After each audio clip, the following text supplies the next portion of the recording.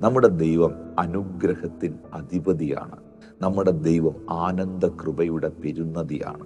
അതുകൊണ്ട് നമുക്ക് ഈ പ്രോഗ്രാം കാണുമ്പോൾ പറയാൻ കഴിയണം, കർത്താവെ, ഈ 2025 എന്ന വർഷത്തിൽ അനുദിനം നിൻ പദം ഗതിയെ അടിയാന് നിന്റെ കൃപ മതിയേ.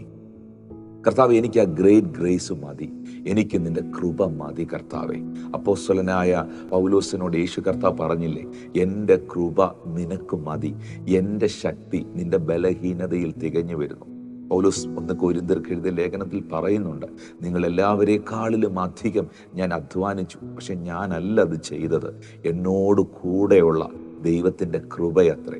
ഈ വർഷത്തിൽ, ഈ 2025 എന്ന ഈ അനുഗ്രഹിക്കപ്പെട്ട വർഷത്തിൽ ഒത്തിരി പ്രതിസന്ധികളും പ്രതികൂലങ്ങളും ഒക്കെ കർത്താവിൻ്റെ വരവിനോടുള്ള ബന്ധത്തിൽ ഒത്തിരി ലക്ഷണങ്ങൾ കാണിക്കുന്ന ഒരു വർഷമാണ്. ഈ ലോകത്തിലേക്ക് നമ്മൾ നോക്കിയാൽ എന്താ ഈ ലോകത്തിന് സംഭവിക്കുന്നതെന്ന് പോലും നമ്മൾ ചിന്തിച്ചു പോകുന്ന ഒരു സാഹചര്യം വെളിപ്പെട്ടു വരാം. പക്ഷെ അതിൻ്റെ എല്ലാം നടുവിൽ ആ ഗ്രേറ്റ് ഗ്രേസിനകത്തിരിക്കാൻ, ആ ആനന്ദ കൃപയ്ക്കകത്തിരിക്കാൻ പൗലോസിനോട് യേശു ക്രിസ്തു പറഞ്ഞതുപോലെ, എൻ്റെ കൃപ നിനക്ക് മതി,